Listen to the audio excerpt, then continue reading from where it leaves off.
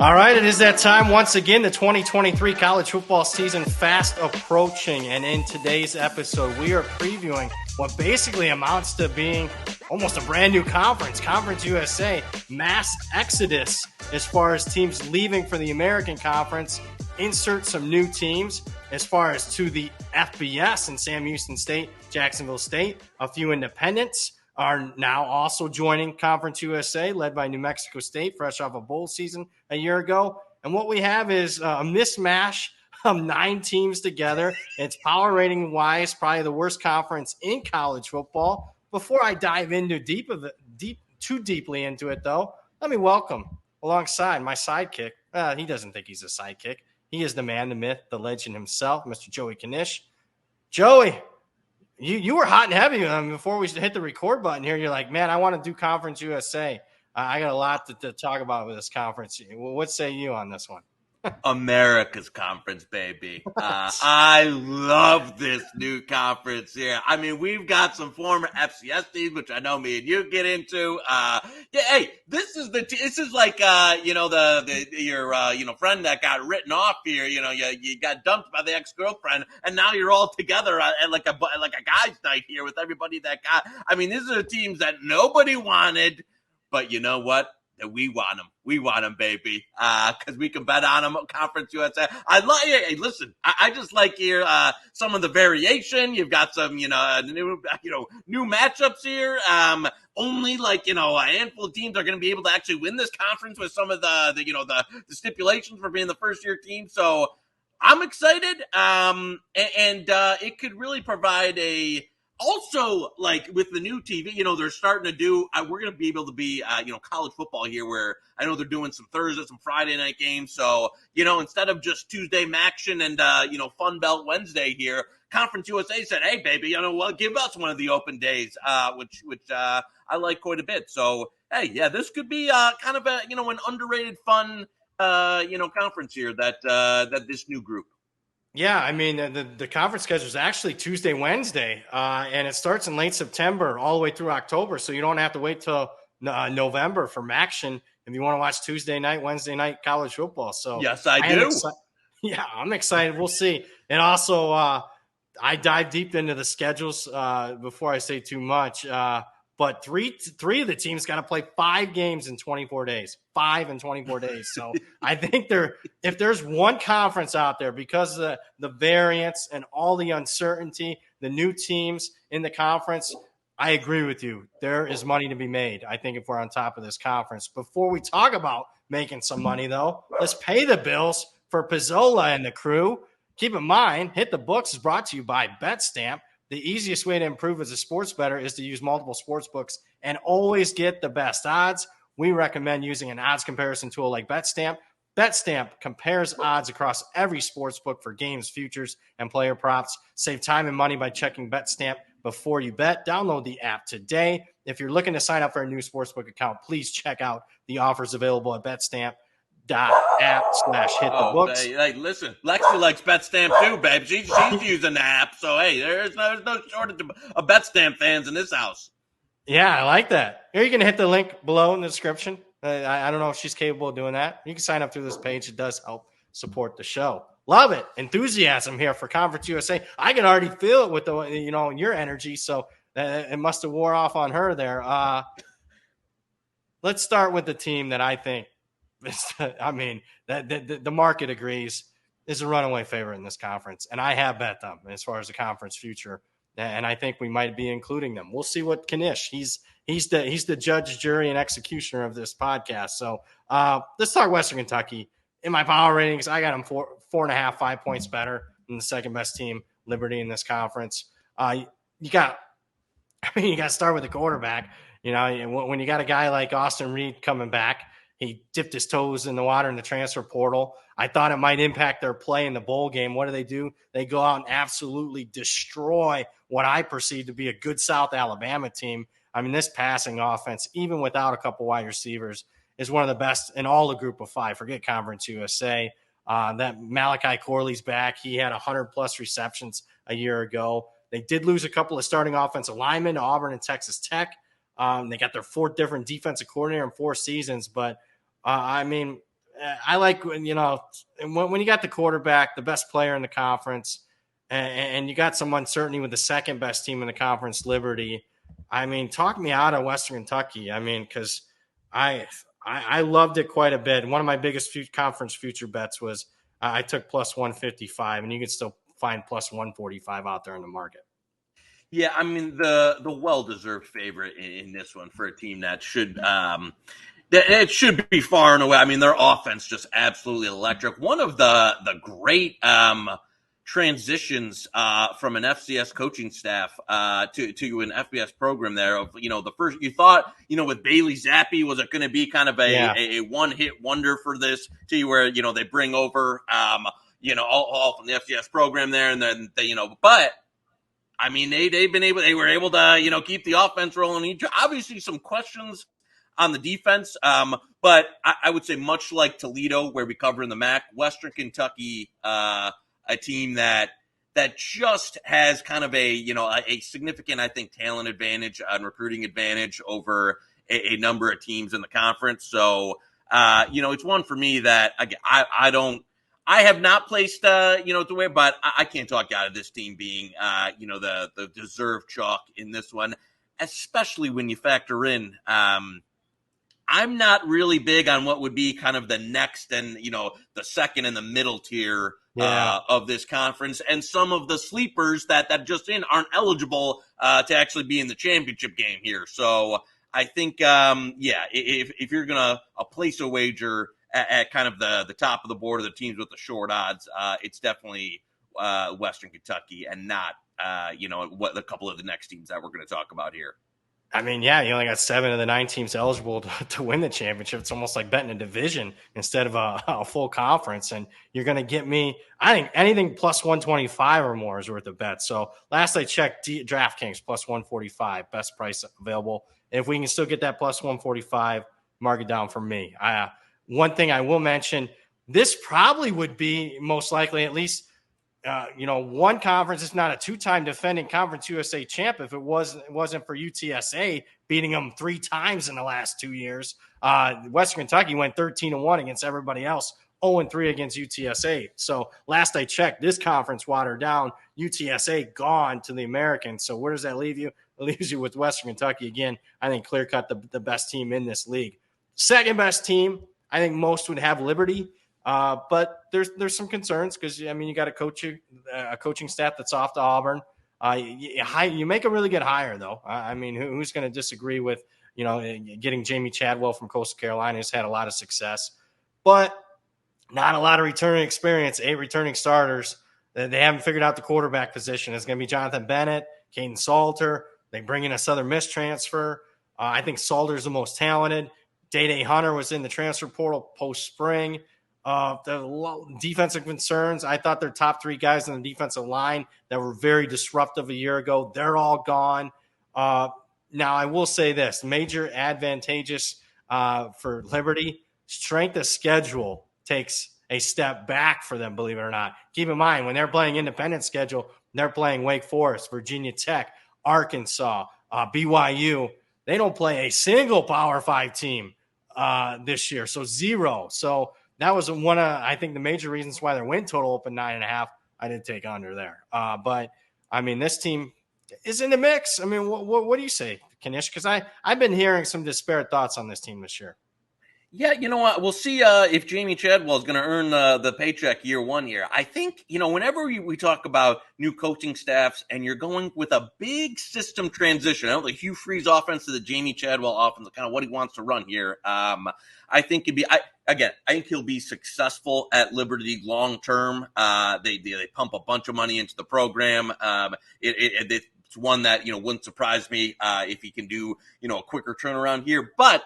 This season specifically, I agree with you. I played some early regular season win under, a lot of roster turnover, system turnover, and just a team that I think maybe especially touch overvalued here, just overall kind of running off of last year's season that I don't know if they'll be able to replicate here. So it's definitely not if there's this is like maybe probably the least attractive price for me in terms of if you're betting a CUSA future, this would be the pass, the number one pass for me in terms of a team that I wouldn't want to bet at 250, 270 out there. So think they take a step back and eventually get there, but it's one that I don't know, and if you thought Chadwell coming over, this is one of the ones that, you thought maybe he would have been able to get, it's kind of ones where you take everybody from Coastal, you bring them over. That didn't happen, so I think there'll be a little bit more transition cost. All right, Knish. With the, Liberty, you don't want any part of this team. You think, it's a high variance team? You could see him maybe struggle to go to 500?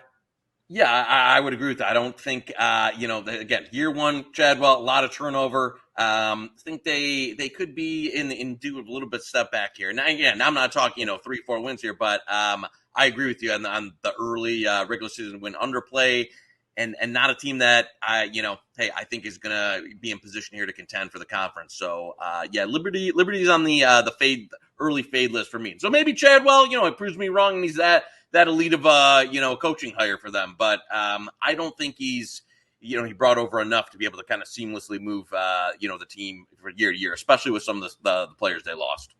I will say long term, there is a big spending difference between Liberty and everybody else in this conference. So not buying Liberty for this year, but man, long term, they're just, they're going to spend way more than the UTEPs and the New Mexico States of the world. So what we'll see. And they're spending, you mentioned it, if Chadwell is going to earn his contract. Yeah, how about $4+ million?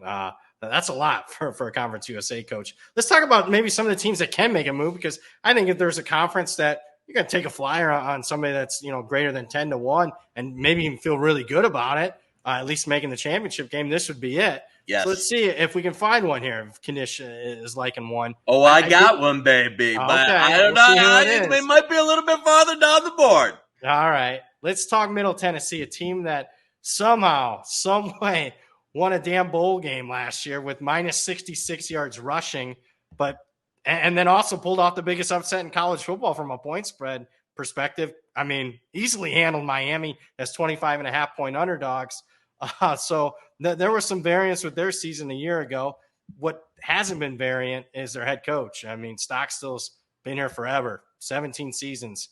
He's been here. He's been right around 500 in those 17 seasons. And I think at a group of 5 level, that's about what you should expect.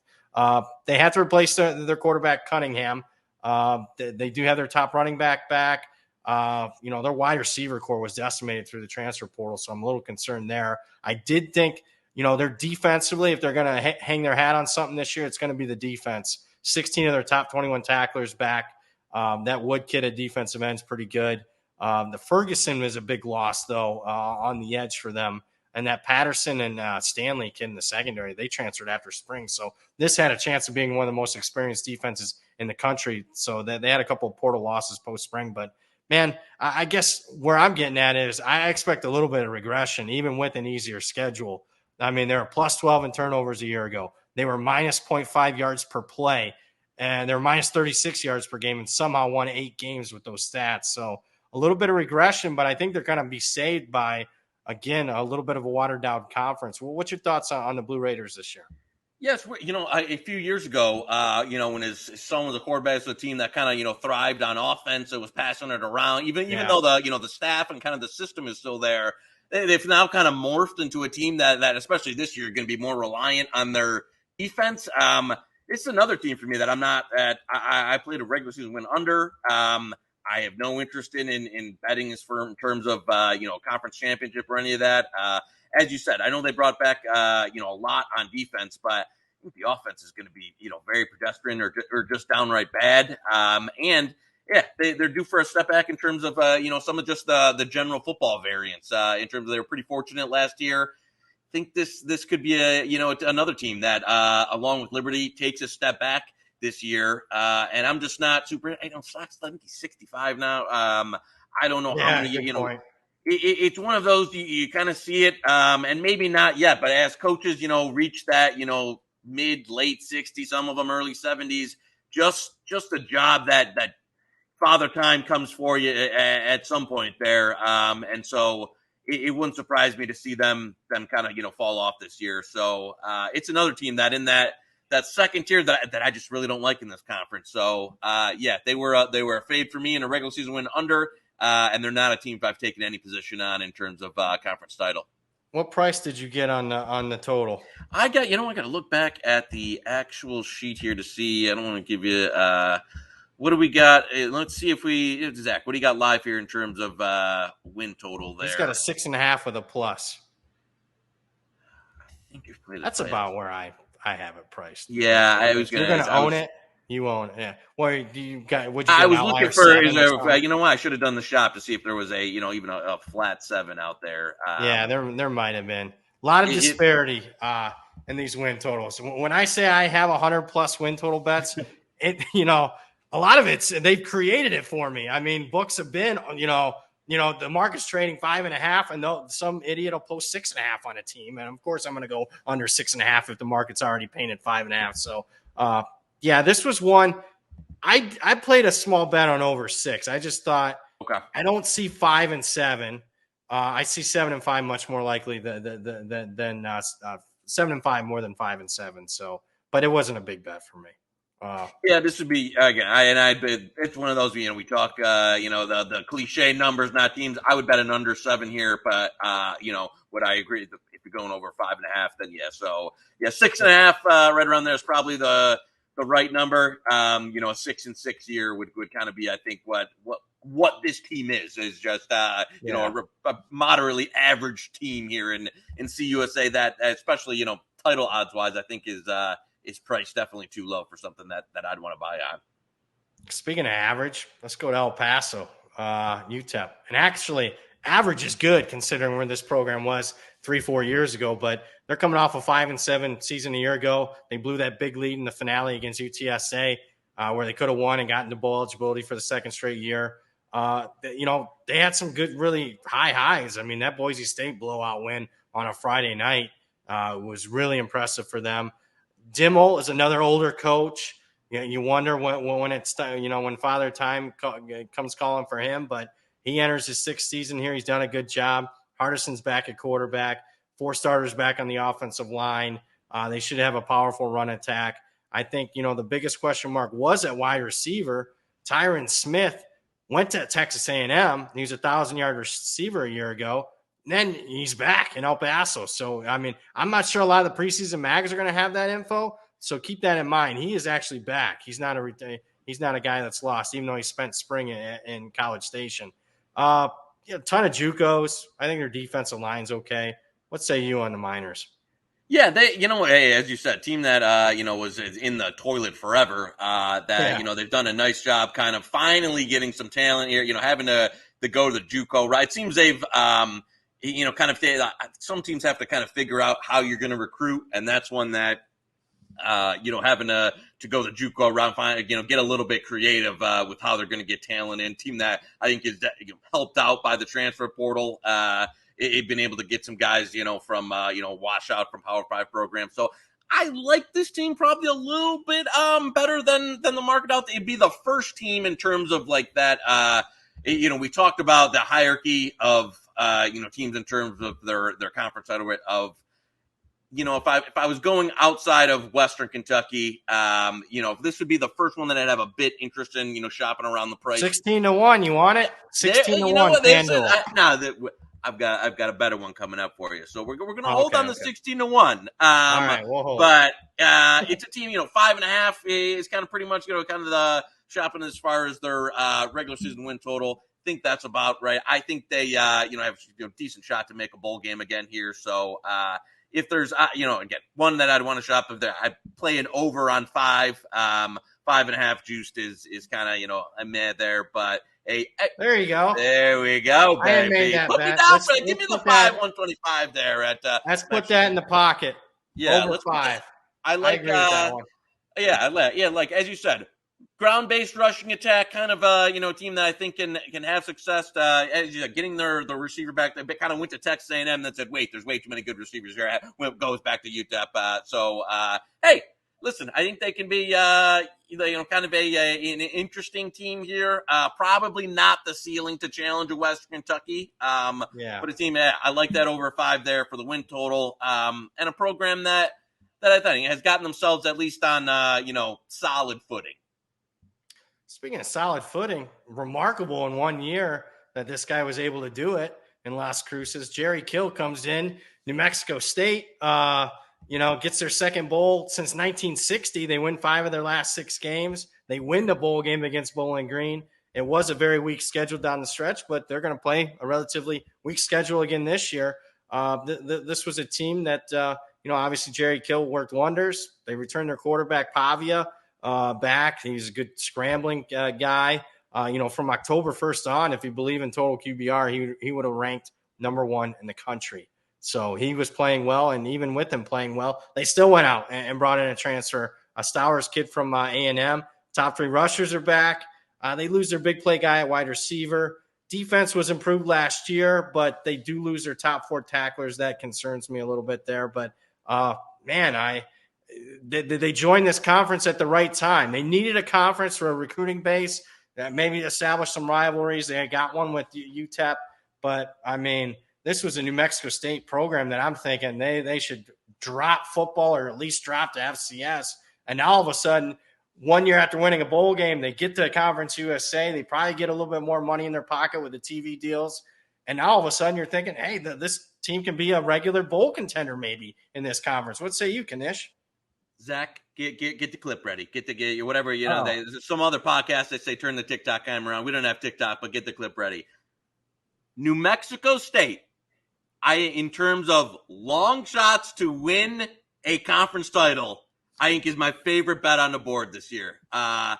I played some 40-1. I think that 30, 35-1 is widely available. Bet MGM has 40-1. Yes, that's right. Yep. Bet the 40 at Bet MGM. I think this team had, in terms of like a 40-1, in terms of like a team that we'll call it, 25-1 or higher. I think this is the best conference future on the board that you can get at 25-1 or higher.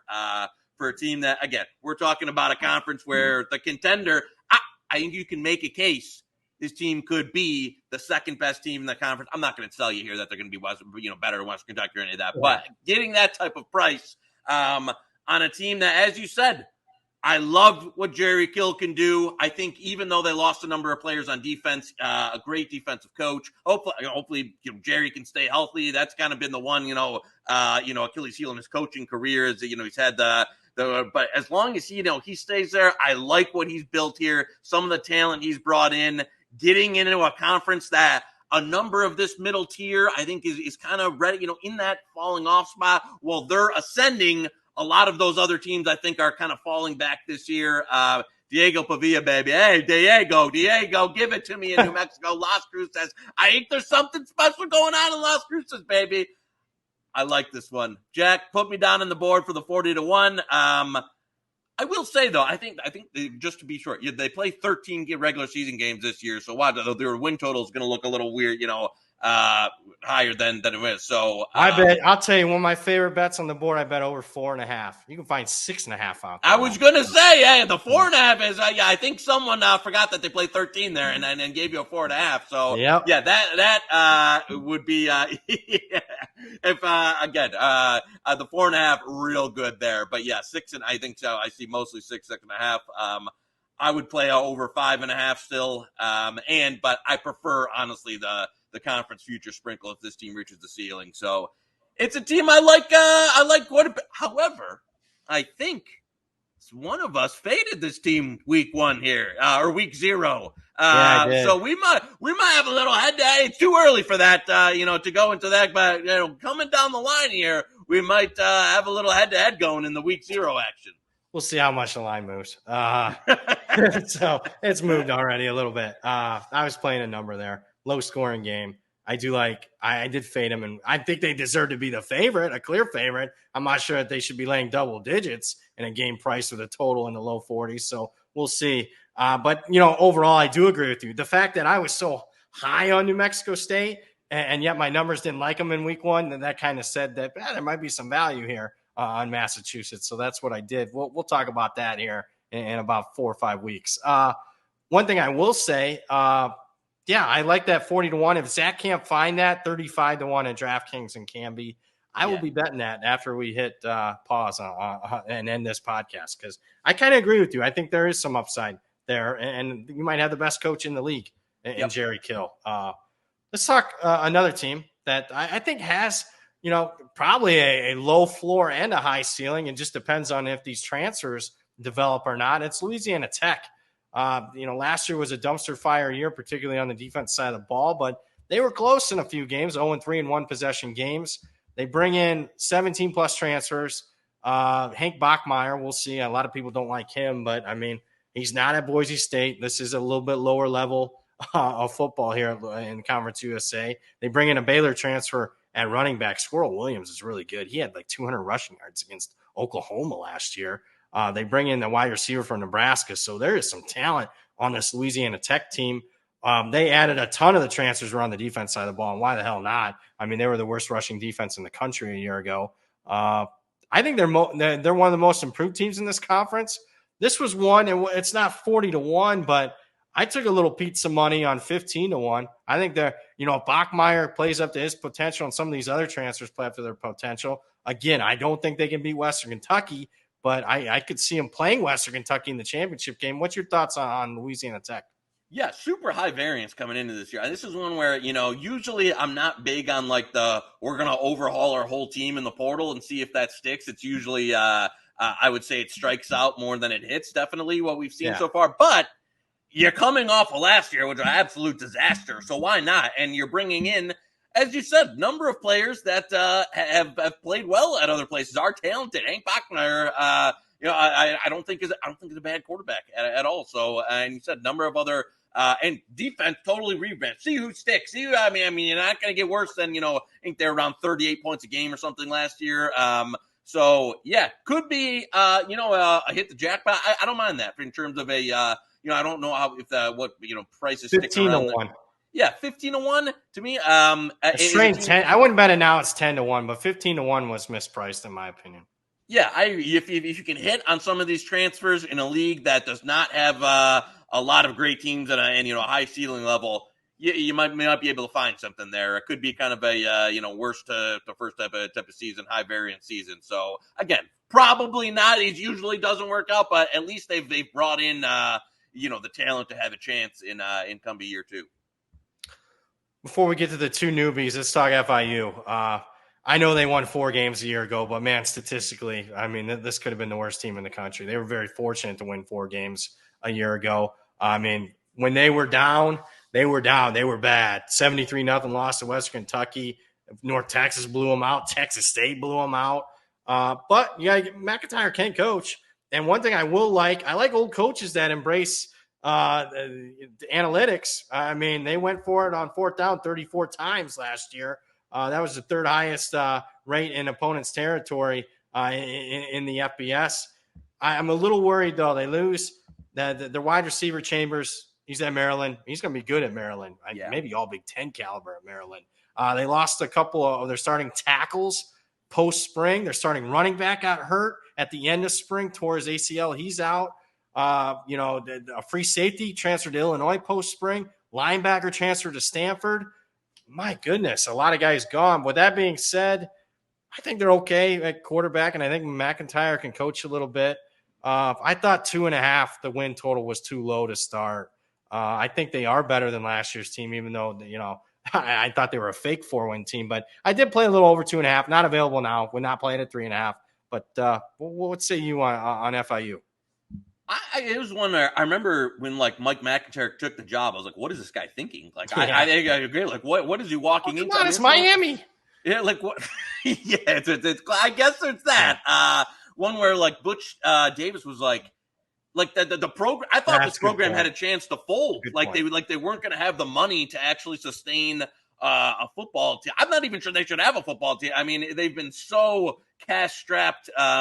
And as you said, even some of the guys. Now, granted, you can find players in South Florida. That is why, there's football players walking around, everywhere. You can pick up there. So a lot of things walking around there.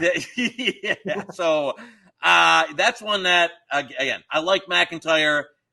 A lot of challenges with the roster. A lot of challenges just with that program in general. I agree. I think 3.5 is the right number.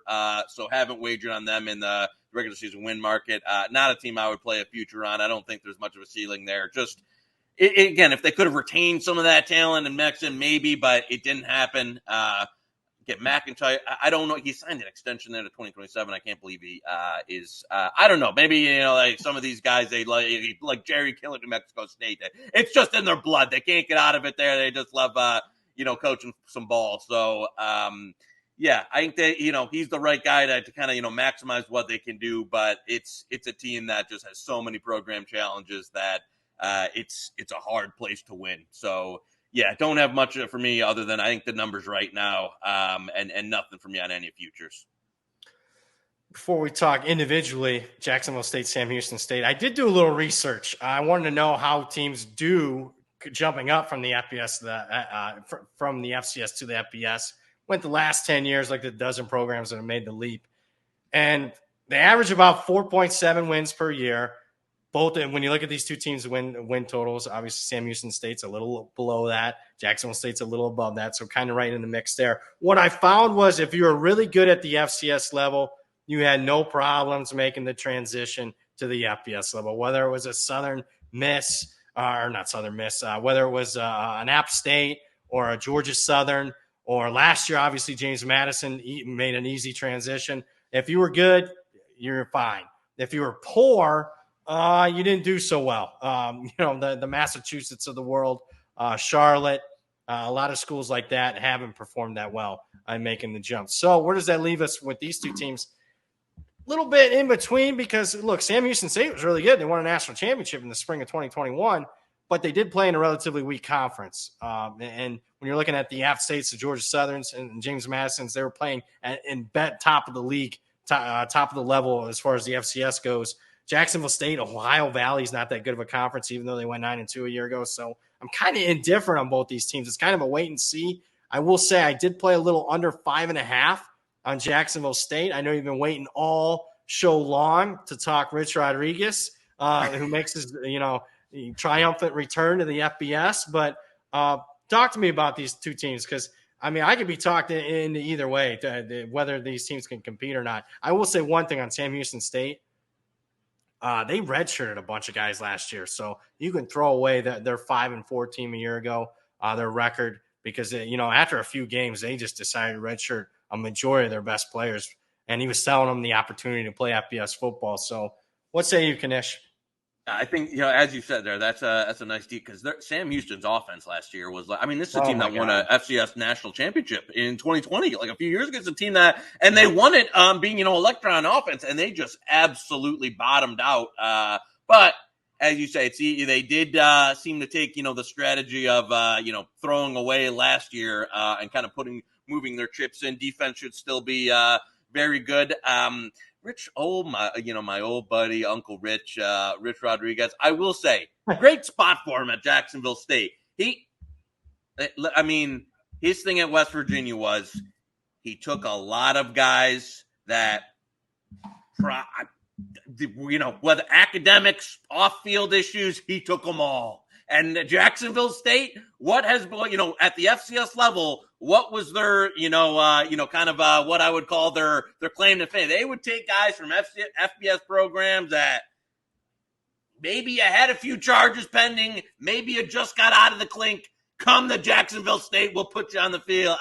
Not a team that's going to be short on talent. And I feel like that's what Rich Rodriguez, do. They again. I like, I thought as you said, the 5.5, the 5, kind of right in the midst there. Obviously, neither team can, compete for the title this year based on coming up news. So, two teams I'm excited, and I think going forward, depending on how long this league stays together, can be teams that I think will trend towards the top of Conference USA if this conference will go. But for this year, I think there'll be a little bit of transition cost and more of a teams I'd be monitoring going forward. But it wouldn't surprise me. Now, I'm not saying that this is not going to be a James Madison year one Sun Belt where they come in and just start basically destroy the league year one. But two teams that I think have higher ceilings as far as FBS programs in this league. But more watch and sees for me on where they can be this year. I think, they both have again, I think the Connolly article said if you could combine the Jacksonville State offense and SMU Houston defense, you'd have quite a hell of a ball team. But that's obviously not the case. So we'll see what happens year one. Sam Houston, their offense just it's terrible last year. So that's a big leap for me to come into FBS and now have to improve significantly to be a 6-win team. So, but we'll see. Both very intriguing. Yeah, I think I'd be really surprised if either team contending for the conference championship were in the mix. I don't think either one's going to be completely overwhelmed. I don't think we're looking at 1-win type of 2-win type of teams. The conference is not that good to overwhelm either. There's not enough good teams to really overwhelm you here. I am a little worried. Sam Houston State. Look at their non-con: BYU, Air Force, Houston. That's stepping up immediately as far as competition level in the non-conference. So they get a little bit banged up. I worry there. Jacksonville State, quick note, Zion Webb, their quarterback, recently in the last couple of weeks, he got approved for a 7th year. So that's a big, he's one of those former guys, played at Clemson. He's been their starter the last couple of years. Not a great thrower, but can run, dynamic athlete. He will be their quarterback again. So there's some news there. That pretty much does it. Recapping for me, I like Western Kentucky to win the conference. If you can find that plus 145 out there. We like UTEP over 5, a team that's got, in my opinion, a high floor, maybe not a real high ceiling, but man, run the football, play defense. I don't think they're going 4-8 in this conference. I think they're going to compete there in bowl eligibility. And Knish, you're buying New Mexico State long shot. Our Aggies, baby. Our Aggies. They're the real Aggies. Again, they're not a Texas A&M. They're although I bet Texas A&M too. But the real long shot Aggies we want. 40-1 at BetMGM, 30-35 is fine with me. Like that as far as a long shot sprinkle. And hopefully, that this clip doesn't live in infamy on the internet when they go, 2-10. So, but yeah, no, I think program on the rise there and is just getting in this conference at the right time to make, I think, that type of number a realistic shot. That is the man, the myth, the legend himself, Mr. Joey Knish. For our outstanding producer, Zach Phillips, I am Brad Powers. For all our show updates, make sure you're following at the Hit the Books HQ and at the Hammer HQ on Twitter. And that'll do it here for the Conference USA preview on the Hammer Betting Network.